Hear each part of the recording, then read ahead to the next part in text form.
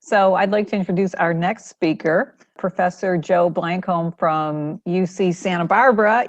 He's a religious studies professor, so he studies us, people like us, groups like us. His research focuses on secular people, secularism, and the many things we mean when we talk about religion and spirituality. He has a book, upcoming book called The Secular Paradox, which is going to be published next year. Many of you may have participated in his Secular Communities Survey, which was last spring, where we had to fill out questionnaires. And so he's been analyzing the data, and I don't know if it's all completely analyzed yet, but he's going to give us a sneak peek of how what's coming up out of the surveys. He also runs the Meaning of Religions Project, which is a study of the transmission of values and beliefs across generations. His team of researchers has been conducting 150 interviews over 3 generations of Southern California families, tracked since 1971. With that, I'll turn it over to you, Joe. Thank you, Judy.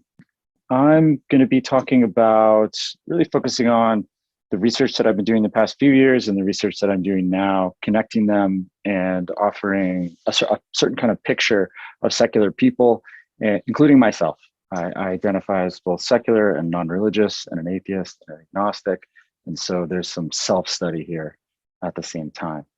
So I'm going to be talking about the research that I've done on secular people, interviews, ethnography, but also surveys. And I'm going to talk about this idea of the secular paradox, which is, as Judy mentioned, the subject of the book I've written that's coming out in June, and thinking especially about ambivalence among secular people, including myself, towards certain aspects of religion, belief, community, ritual, conversion, and tradition specifically. And then I'm going to think about how this survey, which is the largest ever survey of organized non-believers in the US, is a good testing ground for insights that I've gathered in ethnographic work. The book that is coming out, sort of the first part of my career, has been an ethnographic study of secular activists and organized non-believers. It relies on 106 what we call semi-structured interviews. I went to dozens of events. I went to the headquarters of organizations around the country, American Atheists, Freedom from Religion Foundation, all kinds of conferences in different places, and a lot of sites in Southern California, especially. So places California, Louisiana, Massachusetts, Michigan. You can see the list there. I kind of went all over for it. A lot of bus rides for that project, including up to Buffalo from New York City. And the book is going to be called The Secular Paradox on the Religiosity of the Not Religious. And as you'll see, I'm really trying to capture a paradox that we inherit. And so I'm not trying to say secular people are actually religious, not at all, actually. It's more like, how weird is this thing that we call religion? How strange is it? And what is it to have a relationship to it? So the secular paradox is a generative, unresolvable ambivalence that's inherent to being a secular person. To be secular means avoiding religion. It also means sharing with other secular people a worldview, as Michael was saying, and embody ways of life. And those worldviews can differ. There are differences among them, but it's a conversation around which people have agreements and disagreements. And it's that conversation that really makes secular people secular. Part of what people share with each other is things that we can consider religion-like, things that are in some ways hard to avoid. There was mention of a solstice celebration earlier as a replacement for Christmas. Of course, some people still celebrate Christmas, even though they're secular.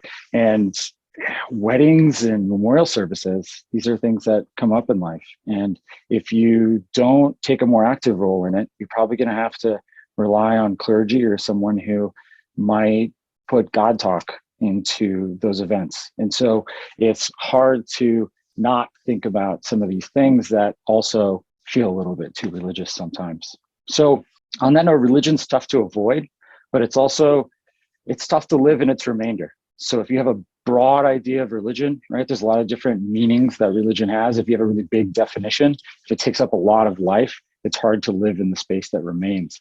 And attempts to resolve the paradox, to sort of be not religious, but also share things with other secular people, it's a tension that I'm sure many of you have felt, that I feel, maybe not all the time in my life, but certainly at certain moments, things will feel too religious. And at certain moments, I'll be like, oh, I certainly share something with other secular people. That's why we identify that way. Trying to resolve that deciding what's too religious and what's just too much to give up. That's the religion related parts of life. That's really generative. It has all these consequences. And then this is trickier. It results from a contradiction and what I think of as our Christian-centric cultural inheritance. And what do I mean by that? Well, when I speak English, I speak Christianity to a degree. When I say goodbye, it's a shortened version of God be with you. When I speak English, when I speak this language that's my native tongue, I arrive midstream in a history and I inherit its concepts. I didn't invent this language. I inherit how it sees the world and I have to speak through it. And it limits my vocabulary. And so sometimes I have to ask words to do too much because it inframes how I see things. And I think that's a problem that all of us face in one way or another. So this paradox, this sort of tension, I think it defines what it is to be secular. We could say being secular is just being not religious, but as Michael and Phil have also shown, there's something more there that's shared. And I think that's probably clear to a lot of you listening now. So ambivalent toward what? I structured the book around these different aspects of religion that they create forks in the road. They sort of force you to respond. So where is ambivalence going to be expected? Where do we see ambivalence? Belief, the beliefs of non-believers. Michael used this term explicitly. It's in some ways controversial, right? What do we mean by belief? Is it that which is taken for granted, not logically thought through, not rational? Or is it the sort of background assumptions that we all have? I think there's flexibility in that term, and that really colors how we relate to that term. Community, congregations for the non-religious, right? That's in scare quotes, right? For some atheists, it's way too religious to get together in groups, and for other people, it's absolutely essential. As I mentioned, rituals, weddings, funerals, often memorial services rather than funerals, and other rites too, there's other life cycle rituals. This question of conversion is really interesting to me because are you deconverting from religion, or are you also converting, transforming into something else? When I'm interviewing people, it's really interesting how often people will say when they encounter humanism, they discover what they already are because they've in some ways already converted to it and then are coming into a relationship of self-discovery to recognize that they're part of something much bigger and they don't have to invent everything on their own. And that's related directly to a tradition, a shared history, genealogy that Michael laid out for us really effectively. So the Secular Community Survey, I fielded with my research team in March and April of 2021. We're developing a public report now. I'm a little behind on it. I had got a root canal last month. If any of you have gone through that, you see how that might delay certain tasks you have before you. So I was in emergency mode and playing catch up. It's the largest ever survey of organized non-believers. That means we have 12,370 valid responses. It's a lot. There are certain limits to it. It's what's called a chain referral sample, which means it's a big sample, but it's technically non-representative. So it's really hard to get a representative sample. The sample we have allows us to recognize differences within the community and get a sense of nuance, but we can't say from that sample that it accurately reflects the entire population. So limits and possibilities of empirical data. To launch that survey, we relied on a database that I built of all the local communities in the United States, got a lot of email addresses from that. We also went through the national organizations and their email blasts. Maybe some of you encountered them. And then we did promotion on social media, Twitter, Facebook, some podcasts. Organized non-believers, sometimes called secular joiners. As Phil said, they're a minority of non-believers. Quantitative studies of non-believers are rare. My favorite study is the American Religious Identification Survey. And it's used to be run out of Trinity by Barry Cosman and Ariella Kazar, but I don't believe it's going to happen. I mean, maybe for someone else knows. I think it's maybe not happening again anytime soon. It's the most nuanced view that we have. So it's good to have good data and better data. I think one of the things that we're doing now is we're looking at all the open-ended responses. People were really generous in responding, and we've coded all of them and are now doing more passes of coding, and they're pretty fascinating. And then I'm also excited because we have some brand new questions that I'm going to show you some graphs of today. So a sense of the sample, just looking at an age breakdown, I want to give you a picture of what the survey is, and then I'm going to show you how thinking about the survey is in some ways a way to test the theories that I've developed in the ethnographic work.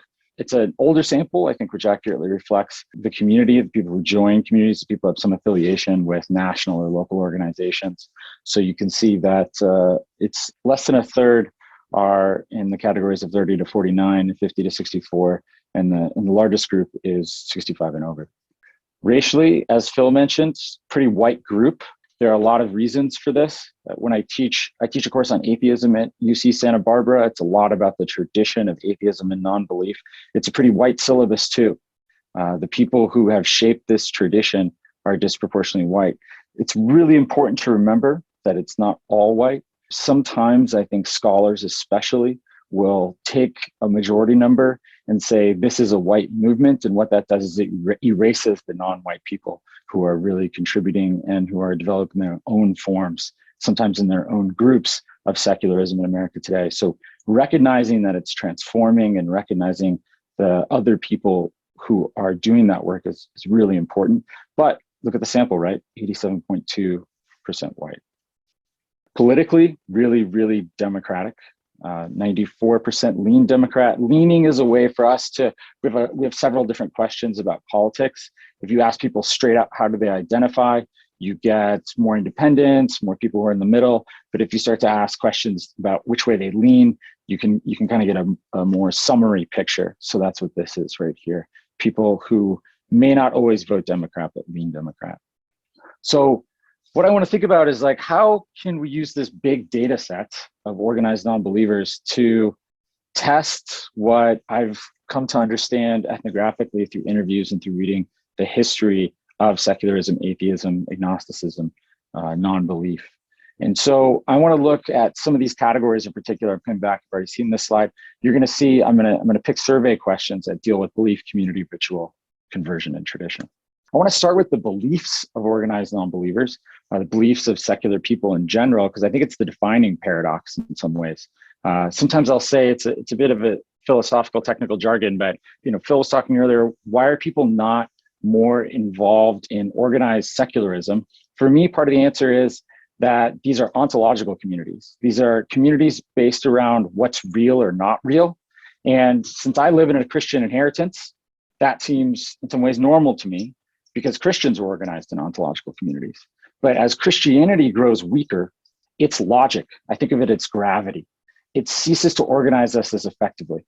So in as much as Christianity is strong and it's still a part of our culture, it organizes our behavior, it organizes our thought. But as it grows weaker, we're seeing people are not doing things in especially Christian ways. And it makes them hard to study, it makes them hard to understand, because we're used to looking at things in a certain way. So the beliefs of non-believers that I typically find when I'm doing interviews, when I'm thinking about myself, when I'm thinking about my friends: naturalism, there's no supernatural; materialism, everything's real or material or physical; monism, there's only one reality, there's no spiritual realm, there's not another world that has different rules, that's adjacent, that's touching in some way; empiricism, this is really the core one. It's that sense experience is the only valid way to know reality. It's the primary way. And if you think about it in other terms, it means revelation and scripture are not valid forms of knowledge. And obviously there's some blurry edges, right? People who are into hallucinogens and psychonautic experiences, they might think about personal experience as a valid form of knowledge, but do they mean it in the same way as someone who's, say, having a mystical experience? It gets a little blurry, but empiricism is really the core of a secular worldview. And then scientism, I add the question mark there because I think sometimes it has a negative connotation. But when I'm looking at these open-ended survey responses, I'm looking at literally thousands of uses of the word science because it's core to how people see things. I mean, you're looking at my presentation, it's core for me too. So which of the following best describes your beliefs about reality? 72% say only the material world is real. Far fewer people, right, say only the spiritual world is real, or even that the material and spiritual worlds are both real. That 8.2% might even be a little bit surprising. I think what we see is that there's not orthodoxy among secular people. If I go to groups, I see that there's some cultivating of a certain worldview, and there are certain things that people might keep to themselves, whether they maybe have a collection of crystals at home or something like that. So there is a kind of norm in groups, but people believe what they're going to believe. And so there's a minority of people who believe in other things as well.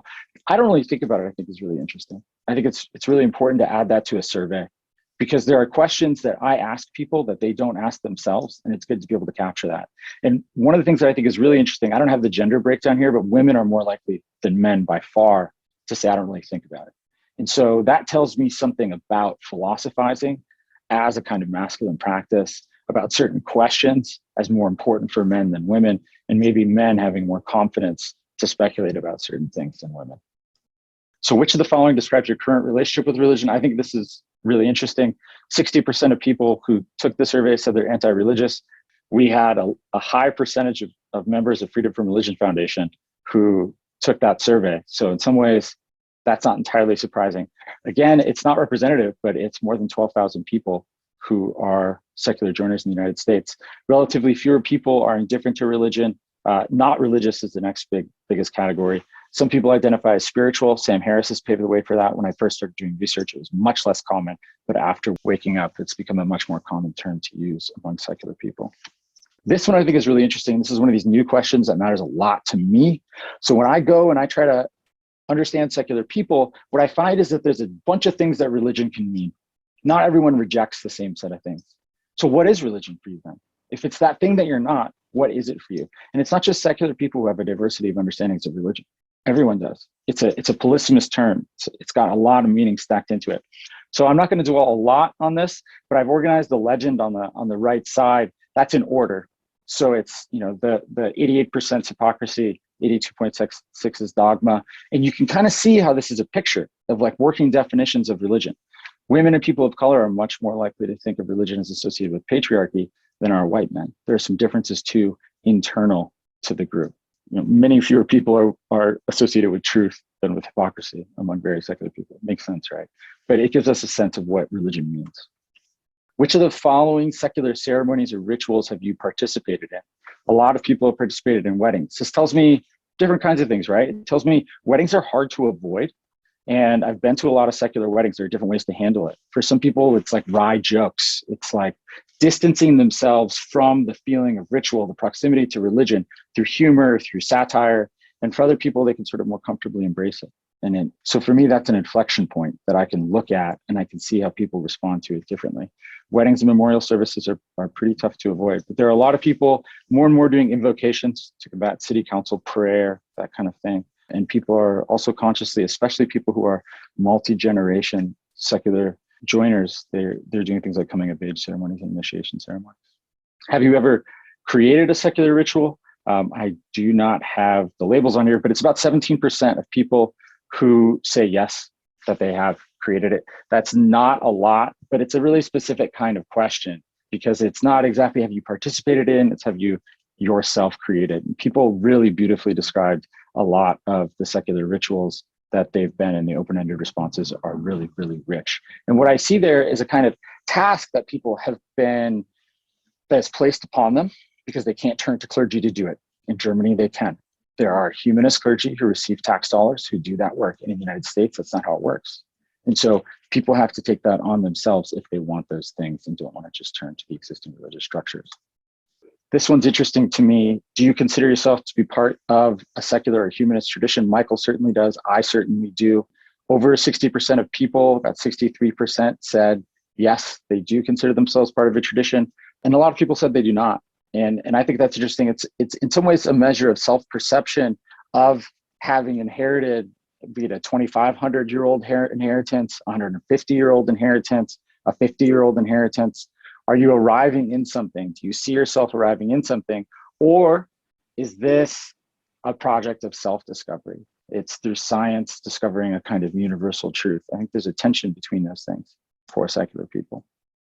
And then this one, thinking about the people specifically, have any of the following people influenced your thinking, beliefs, or activity? And Charles Darwin's at the top. There are some folks that are less popular than I thought they would be, like George Jacob Holyoake, who coined the term secularism. Maybe important to me, but not important to others. That kind of makes sense. So a bit like Charles Darwin, Carl Sagan, Neil deGrasse Tyson, Richard Dawkins, Christopher Hitchens. This gives you a sense of how people imagine the public they're participating in, the community they're participating in. These are their touchstones. These are the people they turn to. And then when you turn to those thinkers and you see what they think, you start to see that there are these little subcultures organized around ways of thinking. So in sum, I think secular people are by definition ambivalent toward religion. I don't mean a gotcha.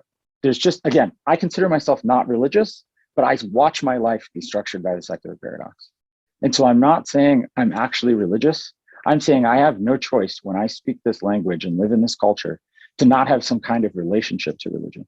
And being indifferent to religion seems in some ways like a freedom from it. I live in Los Angeles. I live in an urban area in which I can be buffered from religion in a lot of ways, but it's around. There are things that feel too religious to me.